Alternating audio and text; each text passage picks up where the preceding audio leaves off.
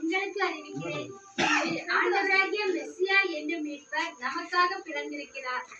பாலன் இயேசுவின் பிறப்பு தருகின்ற அன்பு, அமைதி, மகிழ்ச்சி, சமாதானம், சந்தோஷம் ஆகிய நற்கனிகள் இக்குடும்பத்திலும் ஒரு உள்ளங்கள் என்னால் குடிகள் அருள் புரிய வேண்டும் என்று எங்கள் ஆண்டவராகிய கிறிஸ்துவை அவன் வென்றாடுகிறாமே.